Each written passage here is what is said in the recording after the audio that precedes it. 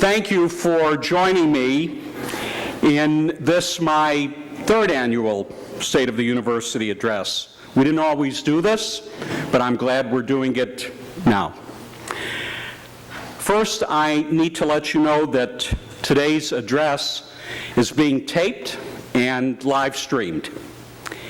And second, as you know by now, I find it very difficult to host events on campus without the participation of students from our local partner schools. It's a terrific tradition celebrating our community, and frankly, it's also a shameless attempt on my part to earn your goodwill before I hold you captive for an hour. So I am absolutely delighted to introduce the Franklin Square Elementary Middle School Band under the direction of Miss Evie Jeffries and Mr. Marcus Neal. They'll be performing the song Monte Vista. Take it away.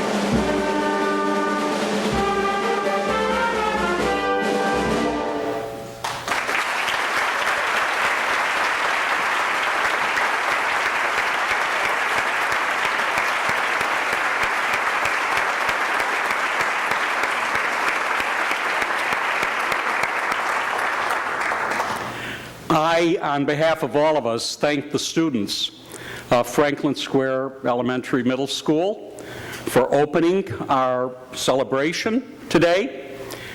You might already know that Franklin Square is one of our partner schools in the CURE Scholars Program, our mentoring program for middle school students intended to inspire and prepare them for careers in the health sciences. But you might not know that a week and a half ago, Franklin Square competed against 30 schools in the statewide Science Olympiad. None of the Cure Scholars, none of them, had ever been to the competition before. And they were going up against a lot of students who had.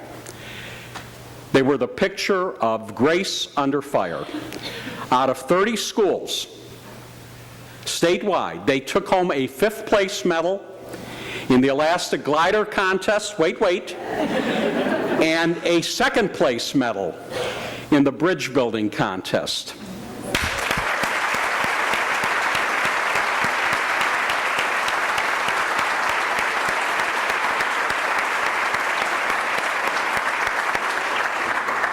Now, Corey Bowden. Corey, would you wave? Corey is a Cure ambassador. He's one of the student leaders in the program.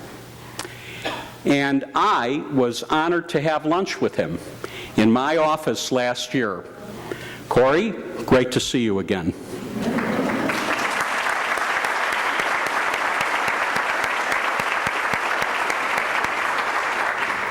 Finally, I know there are several Cure mentors in the audience today. I just want to say from my heart how much your work means to me, to them, and to this beautiful, extraordinary community we share. Thank you.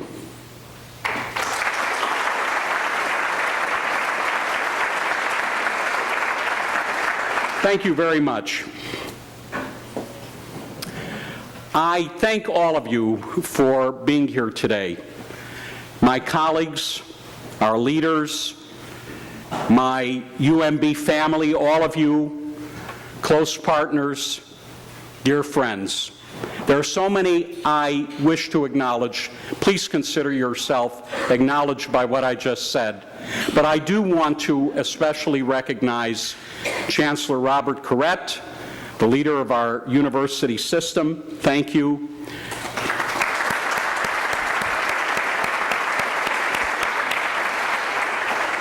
And the important leader of another system, the University of Maryland Medical System CEO, Robert Krenzik. Thank you, Bob.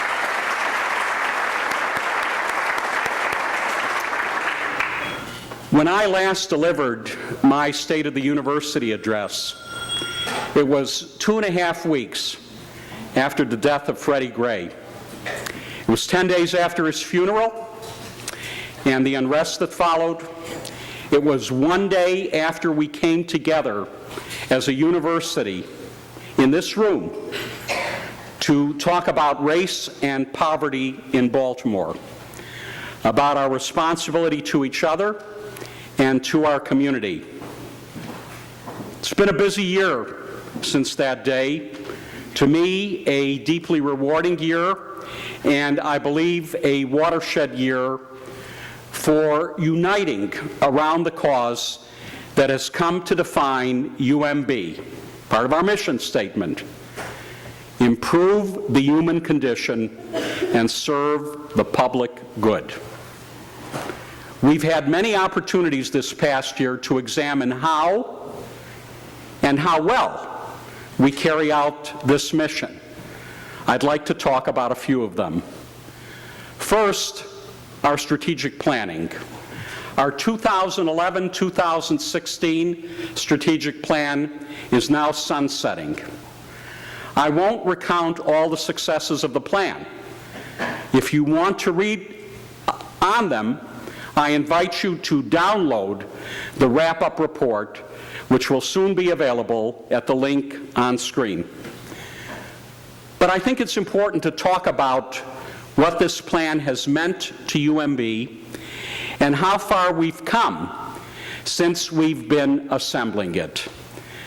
This wasn't the university's first strategic plan, but it was the first time the process was opened up to the entire UMB community.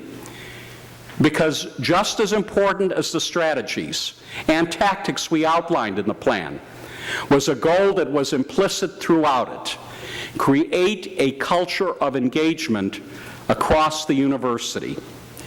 Show people in every school and every unit how they relate to one another, how they contribute to UMB's success, how the sum of us is indeed greater than our many parts. This is where 7 schools, 1 university came from. This notion that we're united by more than a physical campus, that our missions are compatible and our work complementary, and that together and only together will we achieve the purpose we've set for ourselves: improving the human condition, serving the public good. It was a strategic plan that's driven our focus on diversity and inclusion, which I'll talk about in just a minute. It was a strategic plan that established interprofessionalism as a UMB priority and spurred efforts to train students, conduct research, and provide care in interdisciplinary teams. It was through the strategic plan that we created a unified look for UMB, announcing us to our community and anchoring us within it. It was a strategic plan that underpinned efforts to expand our research enterprise and harness big data that can legitimately transform how we deliver care to patients and clients. In 2 weeks, May 18th, we'll hold a town hall on the themes that are proposed for the next strategic plan, which we launch July 1st. The meeting is from 12 noon to 1 p.m. in the campus center, and we'll even feed you lunch. So I hope you'll join us. We actually have a head start on our strategic plan themes. And you know, last month we got a terrific report from our Middle States evaluation team, our decennial referendum on how well we're meeting our obligations in education, research, clinical care, and public service. The report wasn't glowing only because we met all the accreditation standards, which we did. It was glowing because the evaluators saw our commitment to doing even better. And the Middle States Working Group, dozens of students, faculty, and staff, as they were examining our institutional practices, some key recommendations kept popping up, group to group. And then through a series of strategic plan town halls, we asked you what your priorities are, what goals you think are most important to fulfilling our mission, and where you think we have the most room for improvement. And so an original list of 27 recommendations was whittled down to half a dozen. These 6 priorities told our Middle States evaluators where we're planning to go. And they formed the strategic point, the starting point, for our next strategic plan. 1, make a UMB education affordable to all Maryland students. 2, help students into an array of career pathways, both professional and entrepreneurial. 3, leverage technology to improve student learning and faculty development.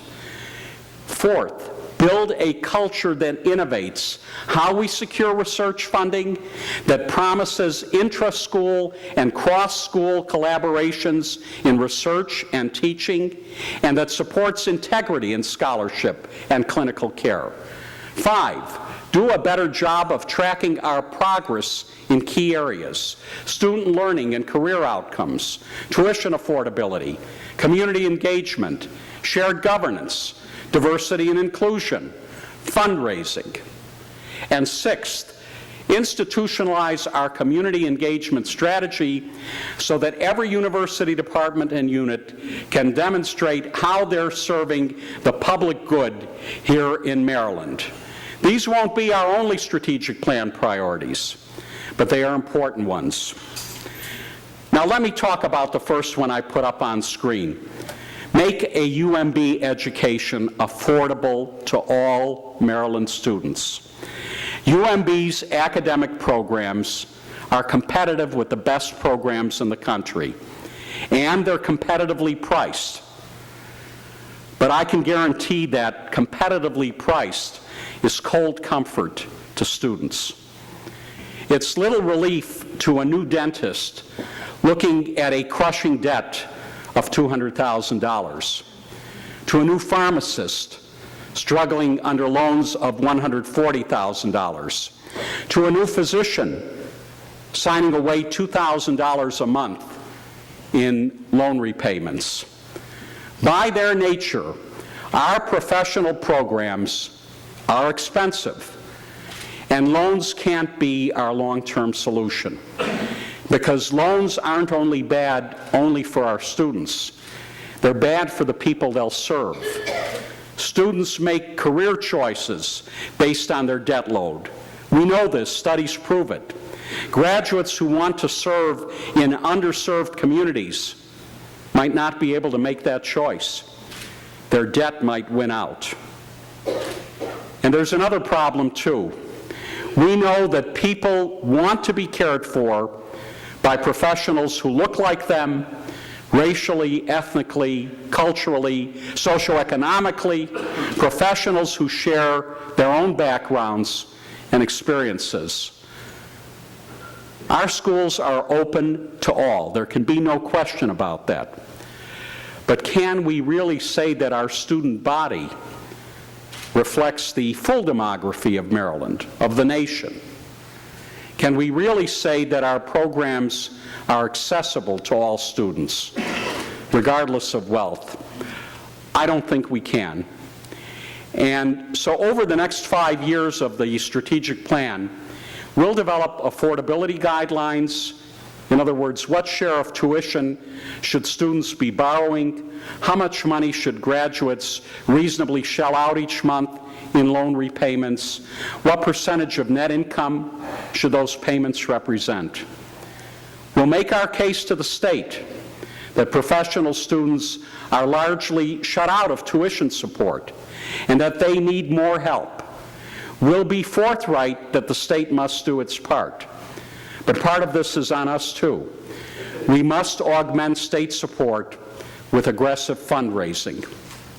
A couple of years ago, the UMB Foundation launched a matching program for new and existing endowed scholarships, a 50-cent foundation match for every donor dollar raised. That program has netted $9.7 million in new scholarship money. It created or enlarged 158 endowments across all UMB schools. And when Bill Wood, the new chair of our UMB Foundation Board, began meeting with deans to discuss funding needs, he asked them for their top priorities. To a dean, the answer was more scholarship support. So I'm thrilled to announce that we're renewing the matching program until the end of this calendar year, freeing up another $1.8 million in available matching funds. Mr. Wood is here with us today, and I thank him and the Foundation Board, many of the board members are here today, for prioritizing student support and reinvigorating our donor community. Thank you very much.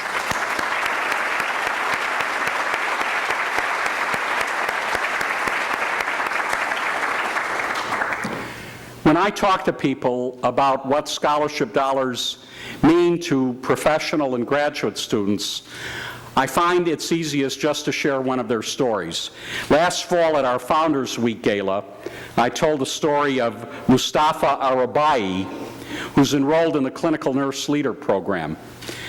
Mustafa says he's carried with him from his Iraqi homeland the desire to help people, and that being accepted into our School of Nursing was a dream come true. But the dream didn't and doesn't come without cost. He was getting by paycheck to paycheck, and those paychecks were coming from 5 different part-time jobs. He held 2 research positions, he was a college instructor, a bus driver, and a bar bouncer. The Charlene M. Passmore Scholarship was, in Mustafa's words, an answer to his prayers. The scholarship alleviated his financial burden, helped him buy books and pay rent. Most importantly, it gave him a chance to focus on his nursing studies instead of the 5 jobs that were financing it. It gave him the gift of time, of calm, maybe even a little sleep. Opening up our university to all is important because there's deep value in cultivating a diverse community of people here at UMB, people whose different experiences inform different perspectives and fortify different strengths. Last month I was with Congressman Elijah Cummings, whom you all know, at the opening of our Community Engagement Center in West Baltimore. And I like what he said. He said that diversity isn't our problem, it's our promise. Last year, in the days after Freddie Gray's death, we came together as a university to talk about Mr. Gray and other black men in Baltimore who've died before him, to talk about race and racism, poverty and injustice. We kept that conversation going throughout this past year, and it evolved so that we were talking not only about race in our city, but race in our university, race in our community. We had students, faculty, and staff confide that they didn't always feel understood by their classmates and professors, supervisors, colleagues, and that taken together, it had the potential for affecting how productively we function as a university. We had people say that they felt unprepared for the work they were doing in the community, that they didn't expect the conditions they found themselves in, and didn't understand the culture. So our Diversity Advisory Council has taken up cultural competency training as a priority for the upcoming year, and the President's Fellows just tackled the topic with a series of recommendations for further infusing cultural competency into our climate and curricula and our policies. I know we are strong, not despite our diversity, but because of it. And yet if we can't effectively relate to one another, appreciate one another, embrace one another's differences, and what they continue and contribute to the whole, then it all falls apart. We're not going to let that happen.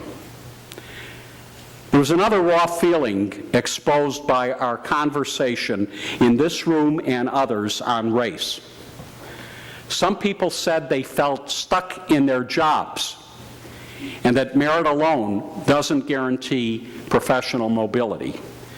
One employee wrote to say that she's been in the same position for 11 years, and in those 11 years she's tried to figure out how to advance her career.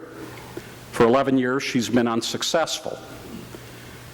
So we're illuminating the murky science of career advancement and developing clear pathways for every position at UMB so that employees know how to navigate the route into their next job and supervisors know what kind of work merits that reward. We started this pathway program at the lowest paid positions where the pain of stagnation is felt most acutely. And as we get better at moving our people up through the ranks, we'll create a job pipeline into the university, filling those newly open jobs with neighbors who are looking for work. I'll come back to that. We're investing in career development training and hiring personnel to help employees move up the UMB ladder. Because you'll agree with me that our people are the most important asset we have, and we neglect that fact at our own peril. The state understands this too.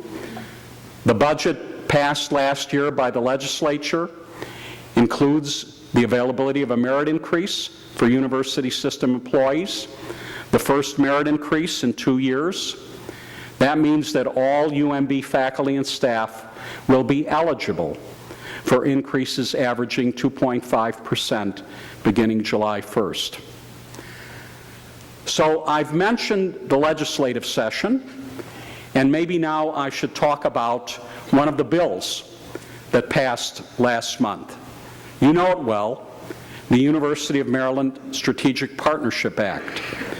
The Strategic Partnership Act formalizes in law our collaboration with the University of Maryland College Park. This collaboration was begun 4 years ago as empowering the state, and by every measure, it's been hugely successful. We're doing far more research together with College Park. Together, we're developing new academic programs at both universities, introducing students to faculty, ideas, and disciplines they wouldn't have encountered otherwise. Together, we're creating joint institutes to tackle the grand challenges of our age. Together, we're increasing and accelerating our commercialization activity so that our life-changing, life-saving discoveries and technologies make their way out of our labs and into the world. Let me be clear. Codifying this kind of groundbreaking collaboration is a good idea. Ensuring this partnership continues beyond my tenure here at UMB, beyond my colleague President Lowe's tenure at College Park, is a good idea. And the legislation that ultimately emerged from the General Assembly clarifies that this is, in fact, the intention of the law. Not to merge UMB and the University of Maryland College Park, but to build upon our thriving partnership. The law retains one president for each university, giving him or her full powers and duties. It aims to raise the research profile of our two universities, which together do $1 billion in research each year.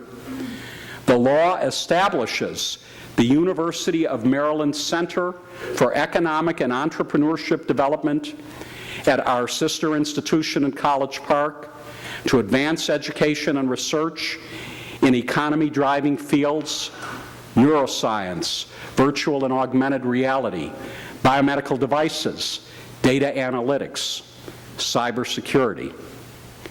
Meanwhile, the Maryland Advanced Venture Center will be located right here at UMB to help us commercialize both universities' intellectual property. And the center will get state funding to encourage university startups to locate right here in our city of Baltimore. I won't pretend that there isn't a lot to figure out in terms of how we best operationalize this legislation. But we have a little time to do it. The law goes into effect October 1st, and we're meeting now with our College Park colleagues to discuss our expectations for this alliance and how we'll meet those expectations together. I am excited about the future, and I want to thank my boss, Chancellor Bob Corrett, for his powerful leadership and support. This legislation has engaged our university communities, both here and in College Park, like few other issues in recent memory. Students, faculty, staff, alumni, friends poured into meetings and town halls, consulted with university leaders, participated eagerly in the legislative process, and offered their help in formalizing this partnership, help I'll need. Throughout the session, I saw how deep your commitment to this university runs, how much you care about living our mission and serving our community. And of course you do, because when you examine our mission and our service in their finest detail, this is what you see. coming out of UMB. You see work like that of Cindy Wren in the School of Nursing, who's studying how to block neural pathways to alleviate the disabling pain that often accompanies chemotherapy treatment. Aaron Rappaport in the School of Medicine is doing breakthrough work developing immunotherapy in the treatment of multiple myeloma, a largely incurable cancer that kills nearly 13,000 people in our country each year. Leslie Meltzer Henry in the Carey School of Law is exploring the legal and ethical considerations of conducting research on pregnant women infected with the Zika virus. How do we assure the protection of their rights and their health? Bethany DePaula in the School of Pharmacy led the national task force that developed guidelines for pharmacists dispensing naloxone to patients overdosing on opioids.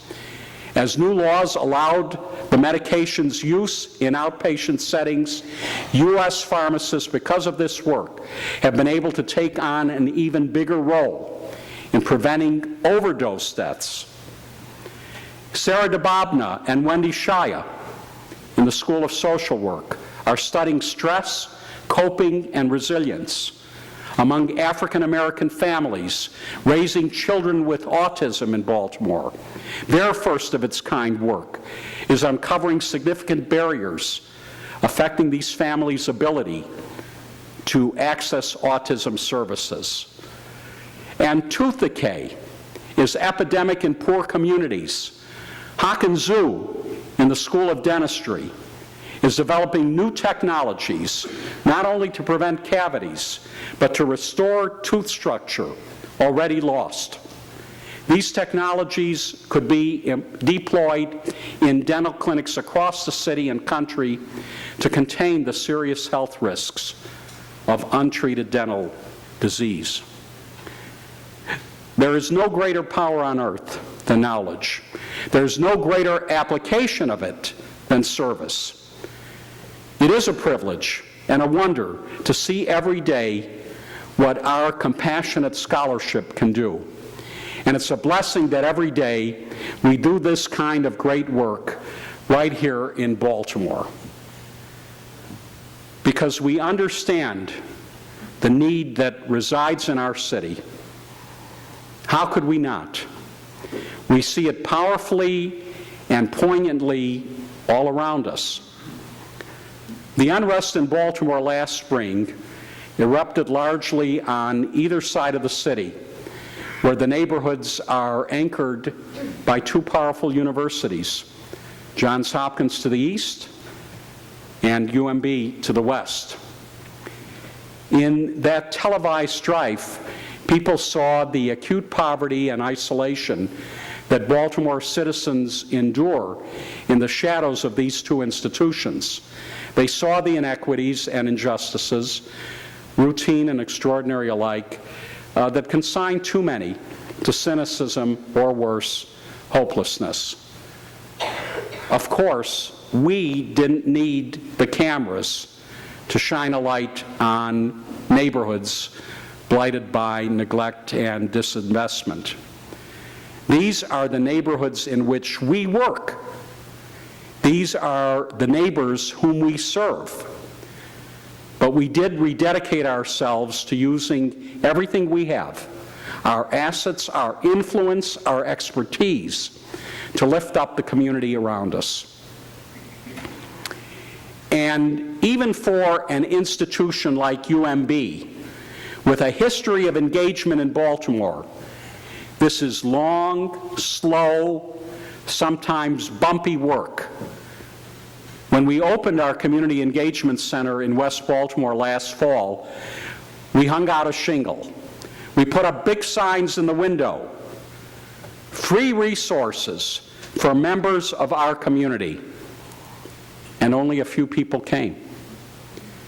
So we went door to door and asked neighbors why they weren't stopping in.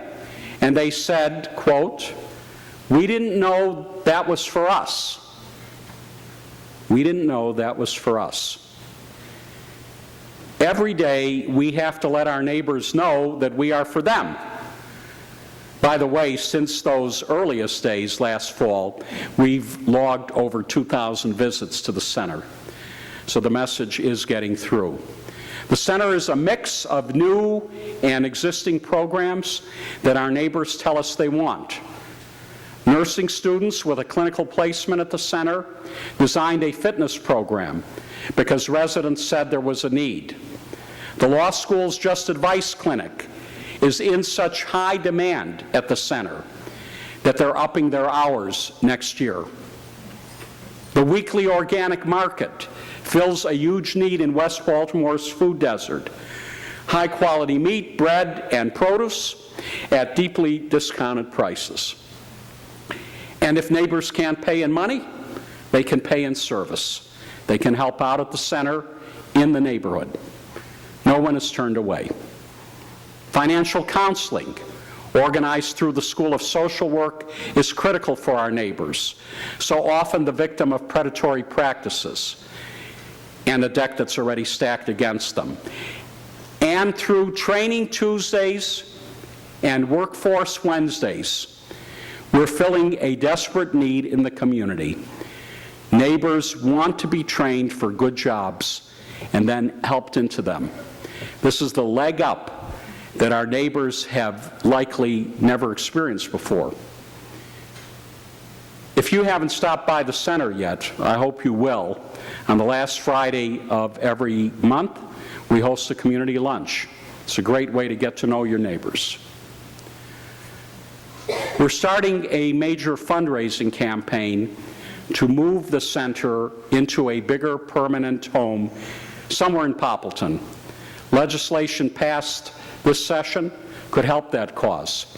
It establishes a fund that anchor institutions can use for neighborhood development in blighted areas. So long as we bring in matching dollars from private donors, we think our friends and partners will sign on to this priority. Community engagement isn't sustainable if it's not mutually beneficial. What we get out of the center is just as important as what we put into it. The center is becoming a place for our students to learn what it's like to do grassroots community work, to learn the challenges of these neighborhoods and these neighbors, and what that means in terms of their own professional and cultural competency. And to make sure this work is mutually beneficial, to make sure that our neighbors are getting from our programs what we hope they're getting, we are taking the steps now to measure our impact in the community. Everyone here who's been doing this work for years knows better than anyone else just how tough it is. But when it works, it's incredibly rewarding. Let me share an example. About a year ago, we started a program to help small local restaurants compete for UMB's catering dollars. We help them secure the equipment and systems they need to accept our credit card and process our catering code. We get them onto our food broker list and hold food fairs on campus where they meet, yes, and feed the staff who can give them university business. So a year ago, UMB was spending 0.01% of our catering dollars at businesses in West Baltimore. That's about $1,000 a year. And that $1,000 went to just one restaurant. 1 year later, we've spent $36,000 in West Baltimore. But that's only part of the good news. By using our technical assistance, our food broker, and all of the resources we put into this program, local caterers have secured another $50,000 in new money from businesses across the city. That's $86,000 in catering receipts going into the pockets of local vendors.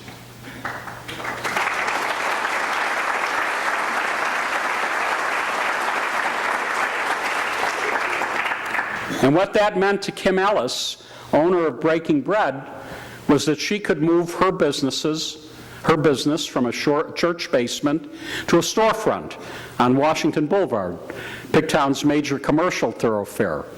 That meant more jobs. Last week, I hosted a luncheon in the president's office. Breaking Bread catered the lunch. It was actually Kim's 6th catering job with our office in as many months. She's just an example. I'm trying to say if I do it, you can do it too. This program works only if we all embrace it. So please go to the website of the Office of Community Engagement, check out the local vendors, and let's put our money where our mouths are, literally. At the time of last year's State of the University address, we had secured a federal grant for our Cure Scholars program, which I acknowledged before, and we had a great partner, and continue to have a great partner, in the Greenbaum Cancer Center, the Medical Center, and the School of Medicine. We had some ideas, just ideas at the time, of the students we'd induct. What we didn't have were any faces to attach to those ideas. Now we have 38 of them.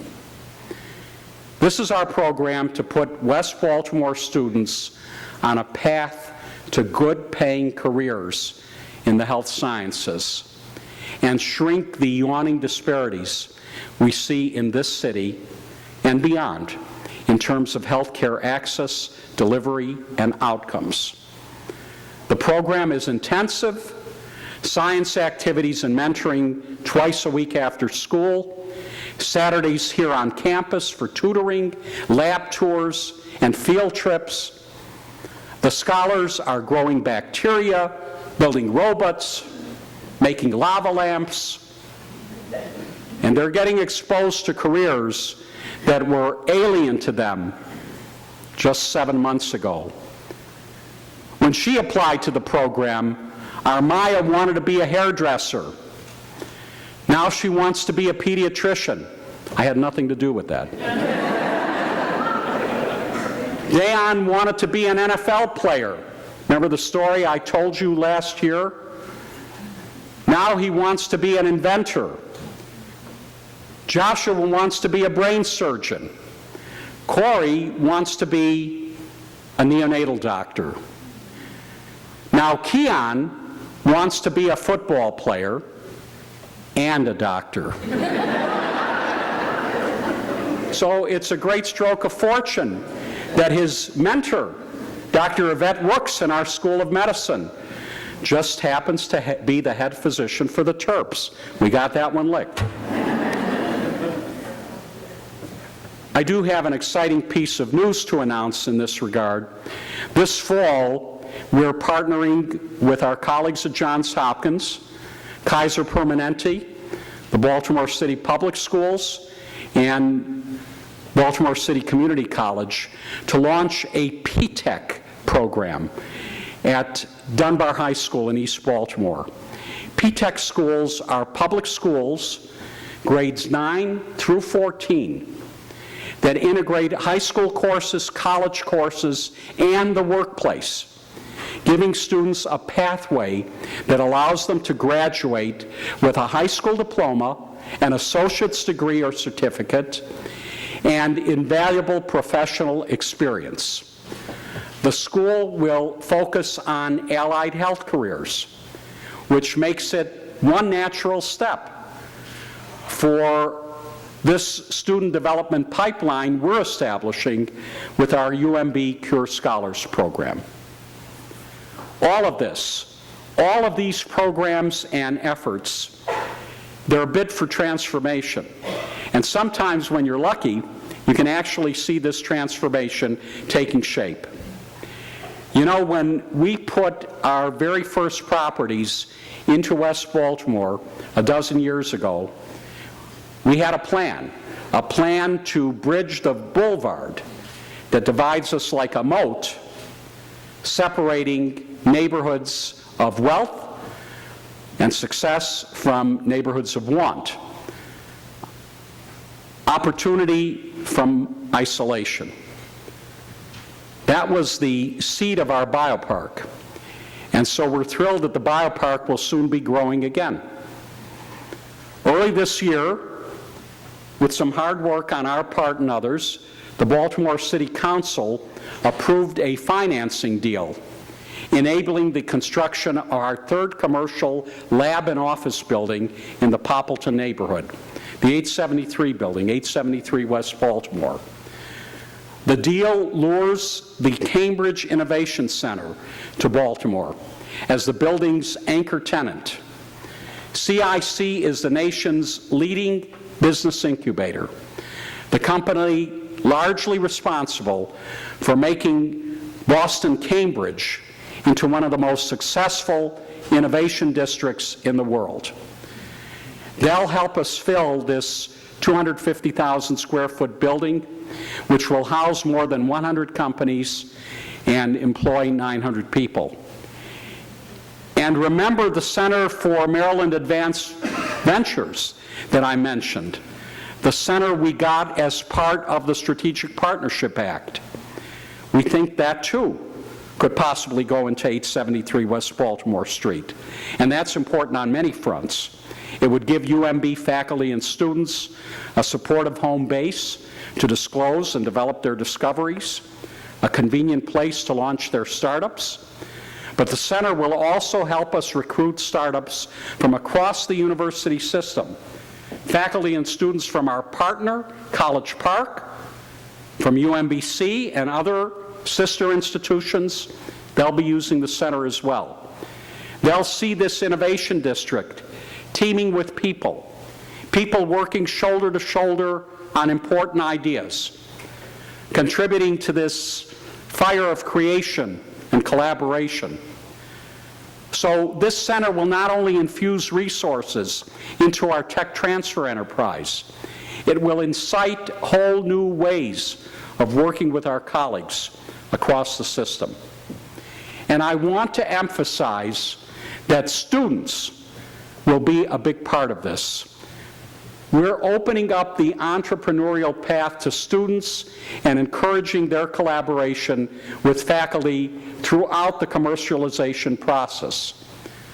This year, we inaugurated the President's Entrepreneurial Fellowship, and 8 fellows from 5 of our schools, plus the University of Maryland Smith School of Business, are working to bring 2 UMB faculty technologies to market: navigating business plans and funding proposals, FDA requirements, and the issue of Medicare reimbursement for devices. The students were just in my office explaining this.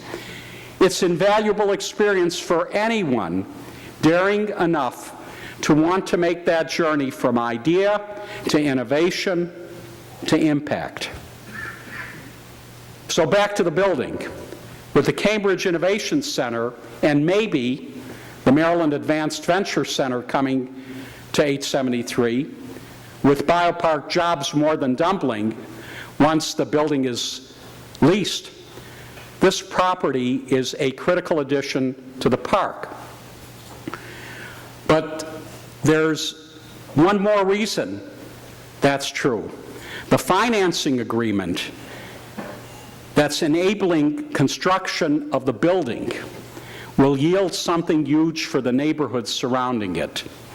UMB and the biopark's developer, Wexford Science and Technology, are kickstarting a community fund with a contribution of $1.1 million once we break ground on the new building this fall.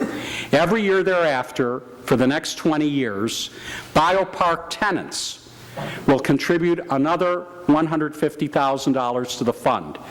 So that's a pledge right now of more than $4 million to support community projects. And they will absolutely be community projects because community members will have control of the board that distributes the money. And while the money can have an immediate impact on its own, the fund is really a building block that can attract additional investments from corporations, nonprofits, and some of our fellow anchor institutions. With this kind of seed money, the Southwest neighborhoods can catalyze fundraising, partnership building for big projects that need significant financing and draw interest from investors who are now overlooking the area and its possibilities. We know the restoration of Holland's Market is a community priority, and this would be a terrific use of the fund. Last year, during this same address, I talked about the biopark stimulating diverse development that creates a sense of community, like shops, restaurants, coffee houses. But what if the development we spur is also the renovation of our city markets, iconic, historic, these places that used to be hubs for shopping and socializing, these places that build pride and belonging. We have a desperate need in Baltimore for fresh, healthy, and accessible food. You might agree with me that it's nothing less than a civil right. We can remake Holland's Market into this resource for the community, and I'm including all of us in that word, community. That would be a terrific way to knit us together in shopping, in eating, talking with one another. It's a dream, but we should think about it. And what better piece of membership in the community than spreading our dollars locally? Of course, it's nearly impossible to mention Holland's Market without mentioning our closer market neighbor, Lexington Market. You all know that we're working with the city to move the Lexington Market project forward, and we supported a bill in the legislature that earmarked state funds for the market's capital needs. The city recently abandoned plans to renovate the East Market building, the main building itself, and will instead build a new market on the parking lot to its south, ultimately tearing down the existing building. My friend and co-chair on the university partnership, Baltimore's Mayor, Stephanie Rawlings Blake, will be unveiling these plans very soon and has invited me to join her in doing so, but I don't have any pictures now to show you. So let me talk instead about what this rebuilding of Lexington Market could mean to us. UMB owns a dozen buildings leading up to the market, and as the market is remade, these 2 blocks can be remade in kind. And if we can transform these 2 blocks, the way to the market, we can join with partners and transform more. We can hopefully connect the market district with the arts district. We can make new vibrant corridors that radiate out from UMB and more tightly bind us to the West Side community. And we can do all of this without displacing people, without wiping out neighborhoods, without destroying the community we intend to strengthen.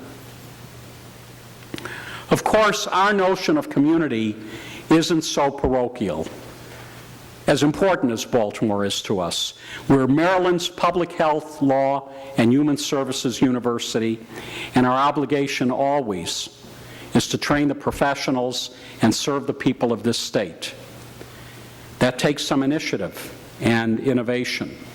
So our School of Nursing has signed articulation agreements with community colleges throughout Maryland, helping prepare a critical mass of nurses to serve many communities in need. Now a new grant establishes an interprofessional care team operating out of the governor's Wellmobile, making it both a clinical training site and a mobile advanced care practice. The Wellmobile treats the medically underserved in Prince George's County and Montgomery County.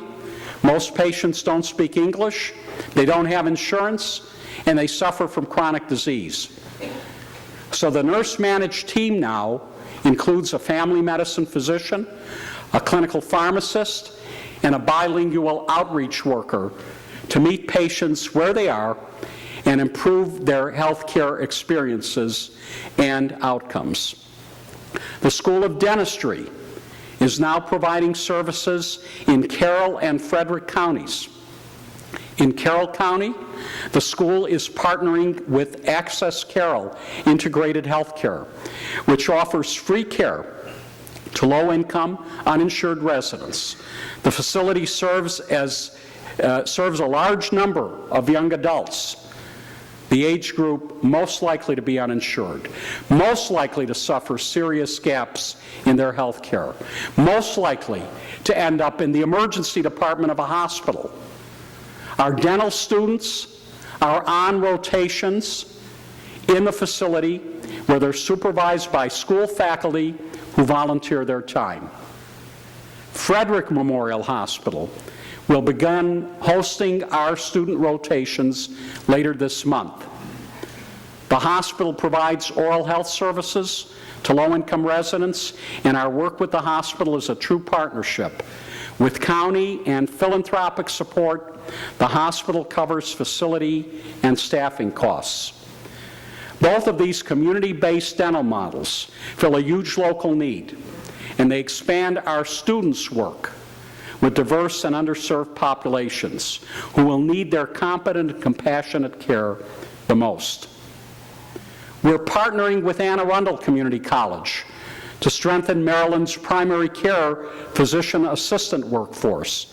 Students completing the 2-year post-baccalaureate program receive a credential from the community college and a Master of Health Science from UMB. On average, 80% of the program's enrollees are Marylanders, and they remain in Maryland to practice. More than 30% of graduates choose to practice in primary care. The program is now taking on 40 additional students from the Eastern Shore, where primary care providers are desperately needed. We're meeting students where they are, on the shore, so that they're more likely to practice in their home communities once their training is complete. The state understands this critical need to improve access to care. With advocacy from UMB, the General Assembly passed a law this session offering physicians and nurse practitioners in practice an income tax credit if they serve as preceptors of our students and others in Maryland's medically underserved areas. The tax credit is $1,000 per student enrolled, maxing out at $10,000 per preceptor, a real incentive. This is good policy for our state, where large sections of the state qualify as health professional shortage areas. And it's especially good policy in a state that needs to produce more physicians who ultimately end up in primary care. What I hope I've expressed today is the profound impact of our work across our city, across our state, around the world. And if you'll permit me, I'd like to share just a few more examples so that I might, as we used to say in Kentucky, brag on you just a little longer. Collaborating with scientists around the globe, David Rasko and Michael Donnenberg in our School of Medicine have determined the genetic makeup of dozens of different strains of E. coli, a major disease agent. Their work will help identify and control the bacteria's most dangerous strains, which could ultimately inform better treatment of diarrheal disease, which is a leading cause of global childhood mortality. Richard Traub and Dean Dessem in the School of Dentistry and Susan Dorsey in the School of Nursing are identifying the neurobiological basis for the development of multiple pain conditions and the role that stress plays in their development and persistence. After all, this is the most fundamental promise of clinical care, to unburden patients of their suffering. Barbara Resnick in the School of Nursing is working to slow the precipitous decline in function experienced by residents of assisted living facilities. Her work will influence both practice and policy, restoring quality of life to these vulnerable patients. Agnes Ann Feemster in the School of Pharmacy is working with an interprofessional team of students to conduct a needs assessment at the Children's Cancer Center in Cairo, Egypt. The hospital provides medical, dental, and pharmaceutical care to children across Africa and the Middle East at no cost to families. The goal is to improve existing clinical processes there, including those for medication use and medication safety. Deborah Eisenberg in the Carey School of Law is leading an effort to help students resolve conflict in constructive ways. During a pilot project at Callaway Elementary School in West Baltimore, suspensions dropped from 78 to 19 in 1 year, holding promise for ending what can easily be seen as a de facto school-to-prison pipeline.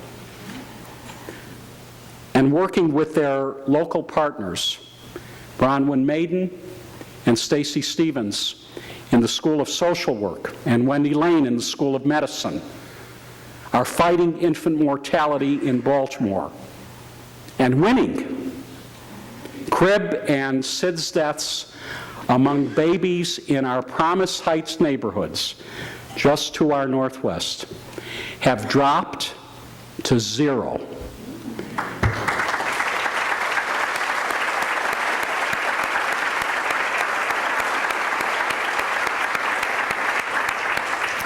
And full-term births have climbed to more than 90%. All of us who know the cost socially and financially of caring for a premature baby know the impact of that work. You know, we pass this torch of discovery and service on to our students as well. And they too have taken up this cause of ours. So I need to highlight one student. As an example, listen to what Cecile Casenti has done in her time as a medical student. She's fluent in French, Spanish, and Portuguese with an undergraduate degree in Latin American studies. So Cecile has made the time to be active in serving minority populations here in Baltimore, particularly the Hispanic community. She volunteers at the Esperanza Center, which provides free medical care to undocumented residents. She volunteers, too, as an interpreter for immigrants and refugees from Latin America and West Africa, accompanying them to appointments with doctors, lawyers, social service agencies. Cecile traveled to Haiti recently as part of a group evaluating the impact of a medical training program for nurses, and translated critical information for the French-speaking team. In 2 months, Cecile begins a residency in pediatrics at Columbia University, a prestigious program. And I'm convinced, and I'm sure her dean is convinced, that she'll continue this dedicated life of service, bringing help and hope to people bereft of both. Last year, I asked you to apply your scholarship and your service to solving the most challenging problems we confront as a society. In the wake of what happened last year, I asked you to make Maryland and the world more just, more enlightened, healthier, and more humane. But it's clear to me that in the 12 months since then, that ask seems totally unnecessary. Because when a university family comes together, like we've come together, when you see a solidarity of purpose so clearly and so profoundly, you understand that we've all been pulling in the same direction all along. I can't help but think back to our town hall in March when we met to discuss the Strategic Partnership Act. I heard one of you say something that sticks with me still and will stick with me. You said, what people have to understand is that UMB has heart. UMB has heart. That heart is what sustains us. That heart is what emboldens us. That heart is what unifies us in a purpose at once essential and transcendent: to improve the human condition and serve the public good. Thank you.